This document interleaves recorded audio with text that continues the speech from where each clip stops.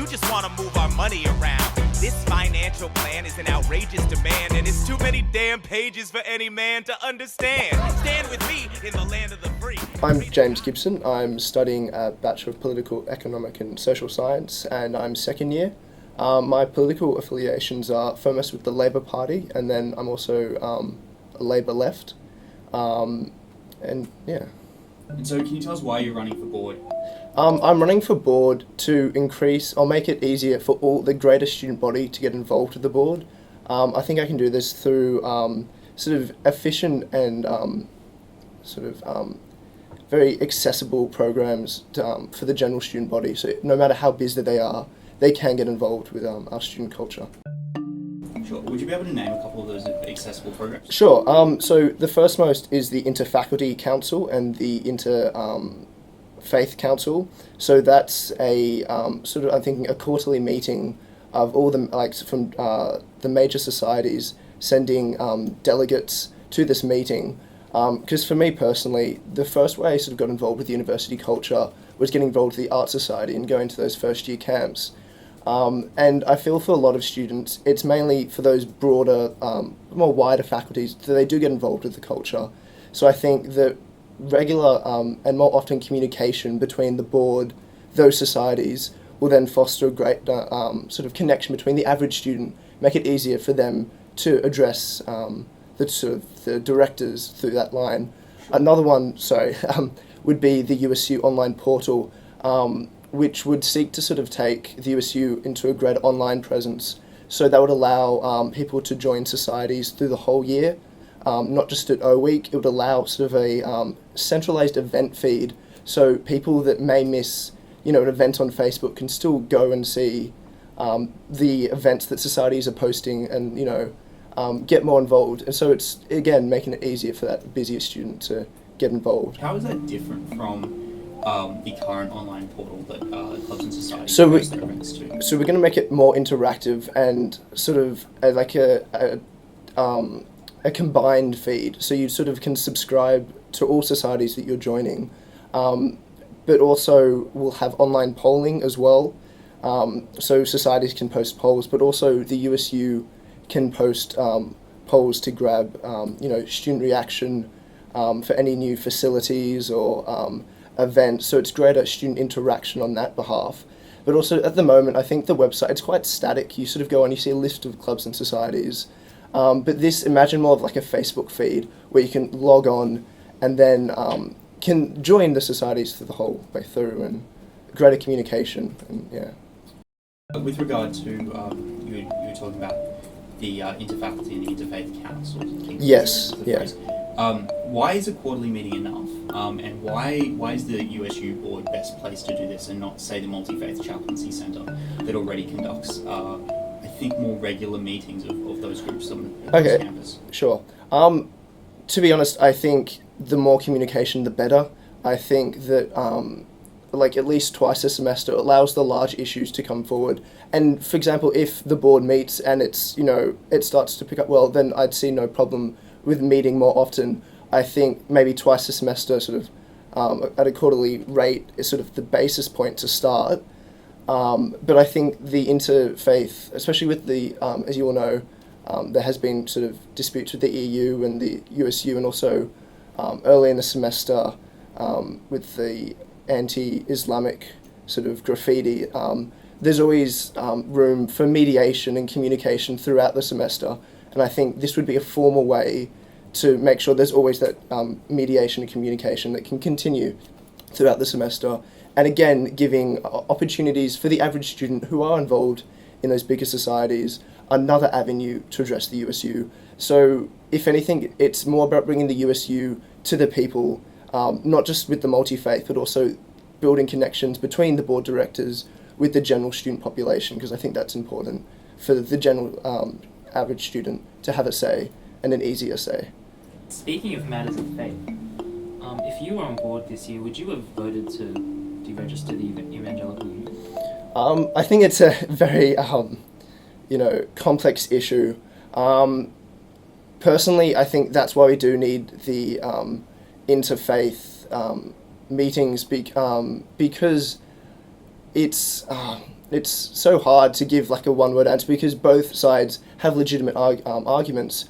To the extent that this morning, It was last week, the board directors reversed. had to vote. Yes. Which way would you have voted? I think I would have voted to not deregister the EU. I think at the end of the day, what the students want is the priority. I think the USU had incredible intentions going in, and I think they've still got value of trying to make every club and society accessible to everyone, which I think is, a core part of the USU. But the EU also has, an argument, and I think what the students want, and I think that is what should be prioritised. So, yeah. So to be clear, you're in support of societies being able to require that their members sign a declaration of faith before accessing voting rights in elections? Personally, I think for myself, I think executives, that would be a good policy. General members, I think, should be able to join all societies, but I support the board's decision in going back because I think what the students want is the overall, what the USU is there for. They're voted to represent the students, and that should take priority over my own personal opinions. Would you, given the board's decision this morning, would you support similar exemptions to the current CNS regulations for matters that are similar to faith, but that play on that precedent? I think that's also a tricky issue, which again needs a lot of complex discussion, mediation. But I think there's also domestic laws which do require that you can't discriminate based on gender and some other personal characteristics. So even, if other societies wanted to take on board what the faith societies were doing, legally it's not possible. And also I do think the priority should be all clubs and societies should be open to all students, which is a big part of our game personally, which is again, making the USU more accessible to all students. So to clarify, you're fine with the faith-based exemption, but undecided as to anything else? As I said, I'm fine with it. It's kind of, like I said, it's a complex issue, and my own personal opinions, come into an extent where I think the executive should have a right to say, you have to sign a declaration of faith, but members should be able to join, I think. But then, like I said, that's my personal opinion. I agree with the student opinion taking priority and precedent. Do you think that the board should be able to discuss issues such as executive salaries, that's the salary of key management personnel, like the CEO, in camera? Behind closed doors? Yeah, I think it depends on the issue, obviously. You'd have to do by a case-by-case basis. Practically, some issues just have to be discussed in meetings which aren't open to the public. But I think the results of all those meetings should always be open to all students, and students should know the final outcome of those meetings and policies. And so maybe discussions of funding could be private, but then the overall conclusion should be definitely very public and encourage public forum and feedback. And when a matter can be public, I think it should be public. But there are some, sensitive issues with that. So transparency is one of the platforms of your campaign. Yes. So, what issues do you think the board should discuss in camera? Should be open. No, should be behind closed doors. Are there any issues that you think the board should only discuss behind closed doors? Like I said, it would be more of a practical sense. Like, I think if there's an issue that, if it was detrimental for the overall student body, that shouldn't be discussed behind closed doors. I think it's more of a practical sense, that should then be just behind closed doors, just from like a practicality. So the point amount of of view. money that the CEO makes is salary. Yeah. Or would you stand on The that? president or the CEO? The CEO. I think that should be open and public. Yeah. And on the vein of transparency, do you imagine there would be a situation where you would be willing to break your fiduciary duties to the board and to the union? Again, if it was a matter of the overall student body being at risk or, in danger, but like something that was very pressing and that people, the ethics of it sort of override my,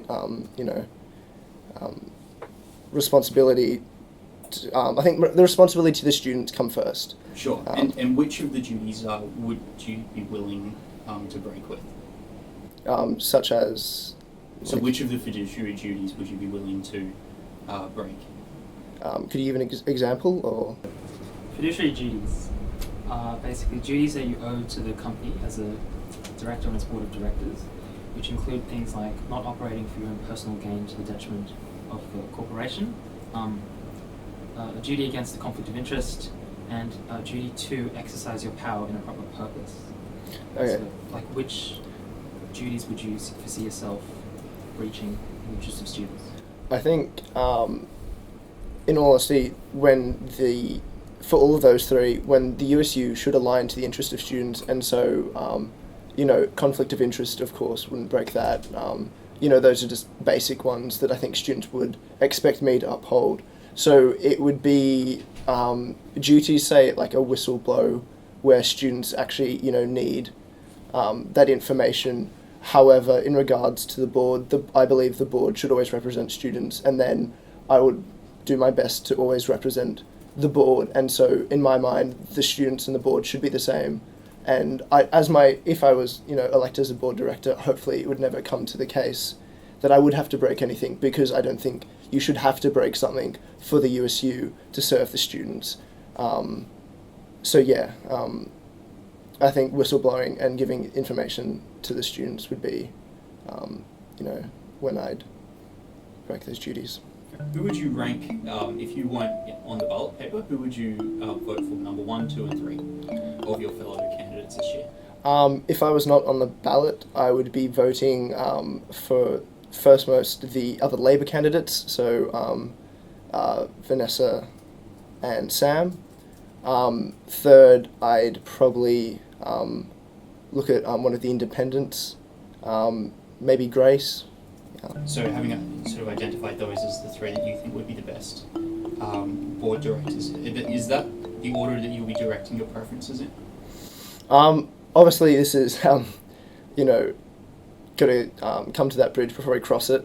I think, honestly, it's always good to work towards Labour candidates, because we always, share the same values. But again, preferencing hasn't been discussed, and, What do you mean by preferencing hasn't been discussed? There's, no formal, agreements or anything like that so far, so I think it'd be, premature for me to, comment on any of that when, the campaign hasn't even begun yet. So I think the campaign needs to begin before we start talking about preferencing, and, I think, policy lists also have to come out to see who we, also like to see up on board. I think, at this point in time, it's sort of premature to say. Sure. Yeah. And do you think political considerations with preference deals will override the preferences that you've expressed based on who you think would be good on board?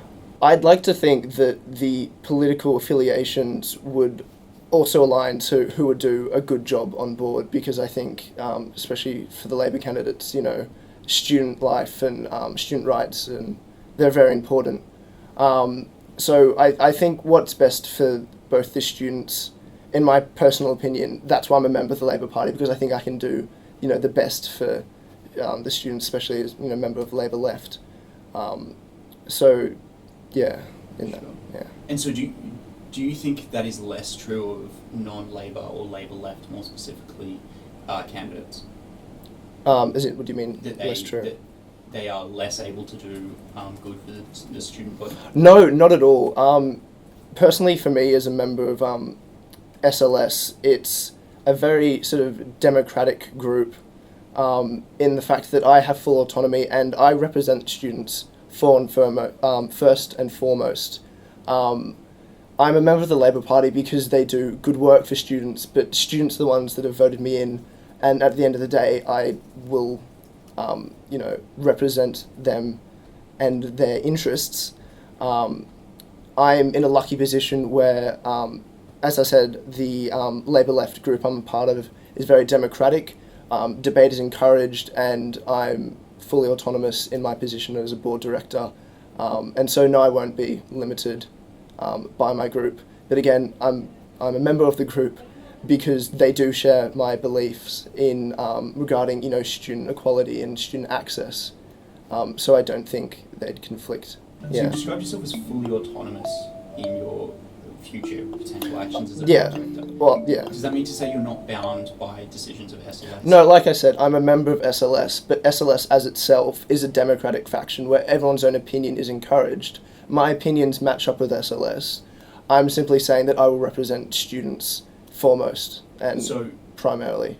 Yeah. where SLS binds on a decision, you're not fully autonomous in your decision making.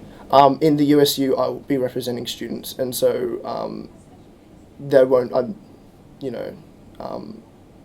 So just to maybe put the situation more clearly, if, for instance, the USU board, like the board of directors, were making a decision of where to direct, say, $5,000 worth of funding, Sure. and there was a discussion within SLS caucus as to where to direct that, For sure. and Okay. you voted in what ended up being the minority. My understanding of the way SLS works is that you would then be bound to act for the majority in your decision making as a USU Right. board director. Is that correct Look, or incorrect?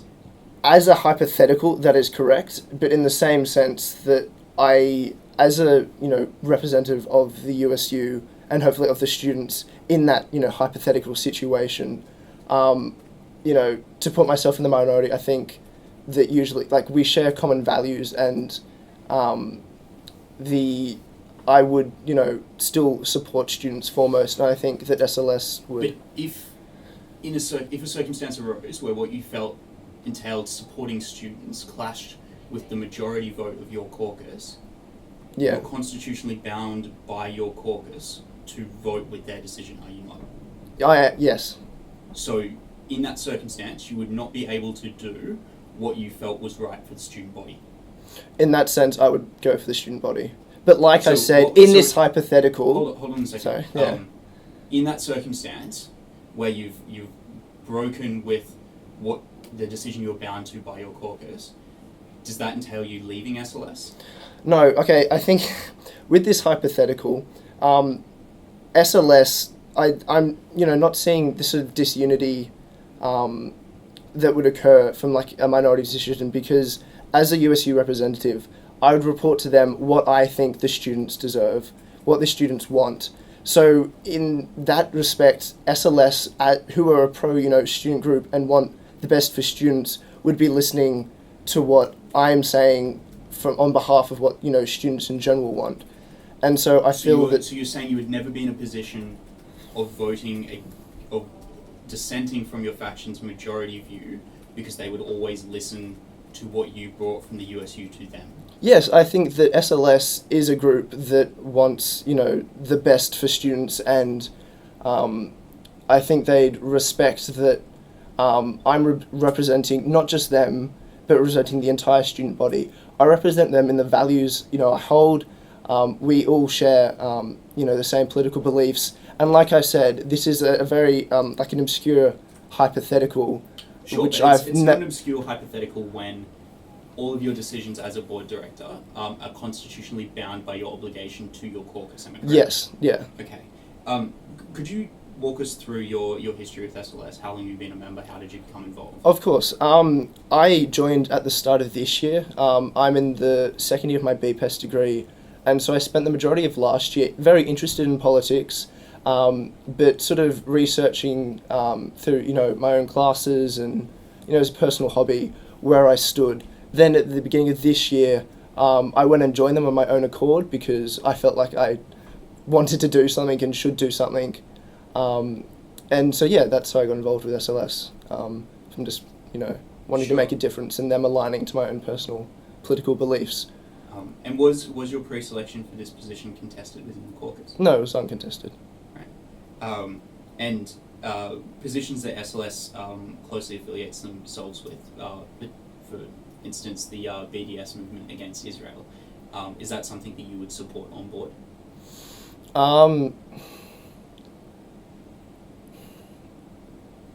I think, again, I'd have to sort of see what, the vast majority of students desire.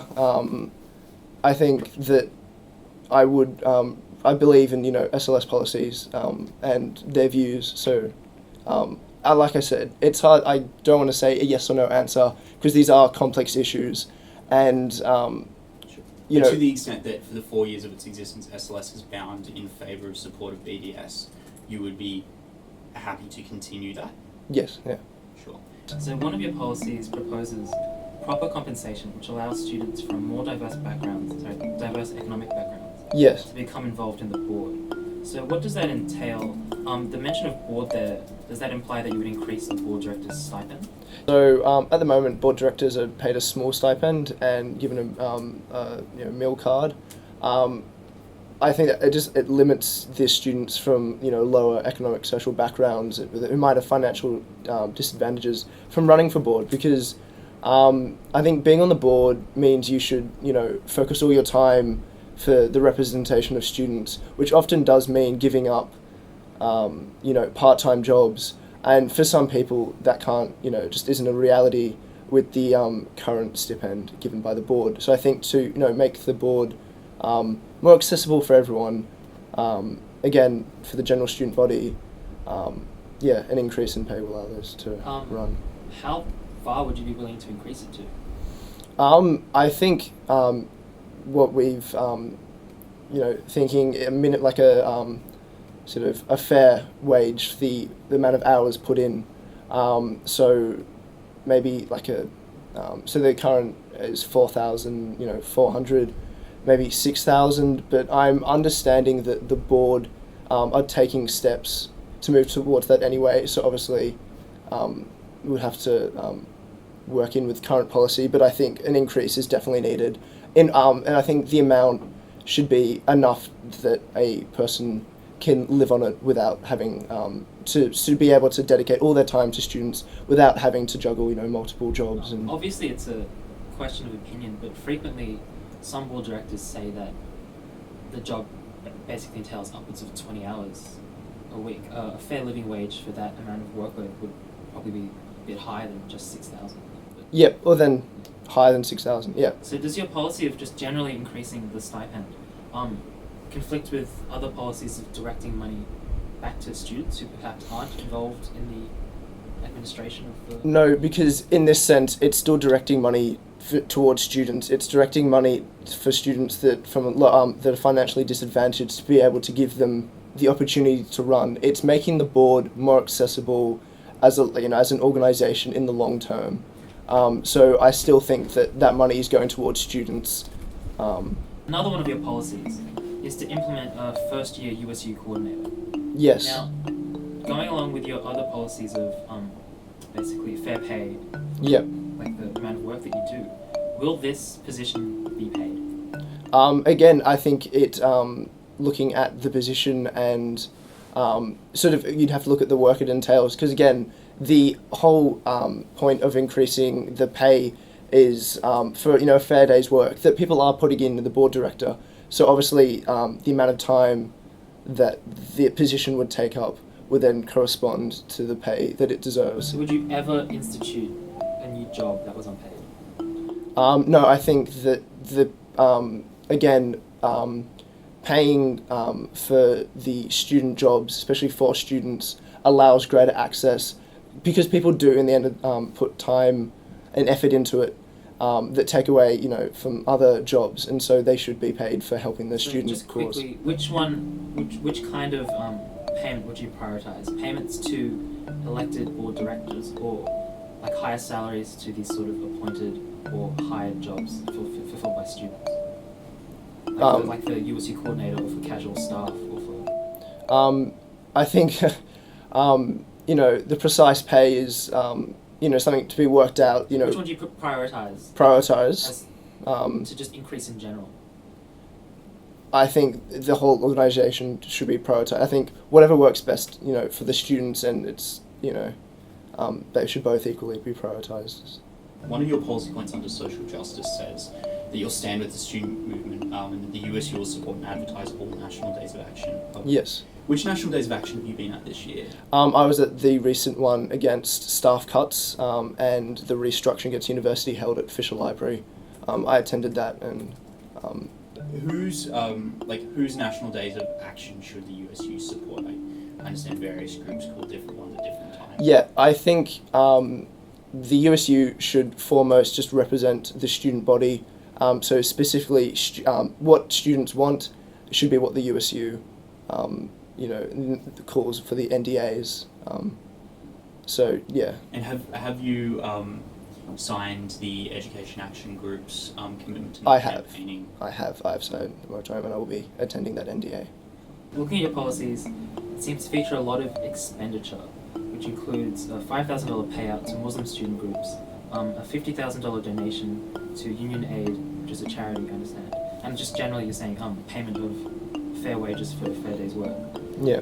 Where is the money coming from for these For- payments? Our policies as the whole, especially with the interfaculty council and multi-faith, a lot of those are quite inexpensive, practical ways of representing students and allowing more access.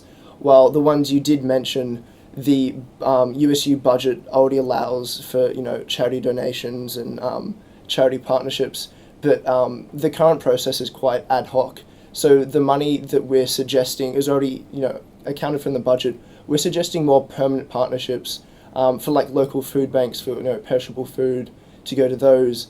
Then also aligning with a feeder. Again, more permanent sort of established charity partnerships. So you're not actually you're not proposing any cuts to any current USU expenditure to pay for these? I'm not proposing any So, cuts. so James, just to run through, you've proposed quite broad and general increases in stipends to both elected and non-elected student office, like members of Held the by union. for students, yeah. I assume there would be losses to the union because of cheaper student advertising in union-owed spaces. You're allocating $5,000 of funds to Muslim students groups. Spending more advertising money on NDAs. Are your short courses subsidising them to make RSA accreditation and barista the like inexpensive, as you describe it? Yes, yeah. Okay, so it's subsidising that. I presume that the extra interfaculty days and the making up bars, Grady Grant, as well as things like an additional courtesy bus and ATMs on campus, all carry like certain costs with them. As a whole package, that starts to sound like it's adding up into the order of millions of dollars potentially. Where would that be funded? Like I said, I think a lot of those can only be costed within the original budget. I think if we had to, I think the question was if we had to cut something, we spent a lot on local capital works expenditure, courtyard and those would have just been completed. So that has taken in a lot of income from past years. So I think a lot of these programs are focusing back on students. So in the following years, there will be funding, post those developments, and that should be redirected towards student life, because there's multiple aspects to the student life, and Under your policies, would you be prioritising these sort of expenditures and increases to wages over other ideas such as providing discounts, like increasing the access discount or providing subsidised access cards for students? To prioritise one over the other, I think the USU has the capability and ability to do both and should do both. I feel that a big part of our campaign is not prioritising one group over the other. It's trying to encompass all students and improving USU across the board. And so I think we need to give attention and detail and funds to a lot of those causes. Because my view of the USU is different to someone else's, but that doesn't mean their views shouldn't then be represented through funding. I feel that the USU should represent the entire student body in as many ways as it can. Fair enough. Yeah, thank you so much for coming. Thanks for Thanks. spending time with us. Hanging out with us. No worries. You just want to move our money around. This financial plan is an outrageous demand, and it's too many damn pages for any man to understand. Stand with me in the land of the free.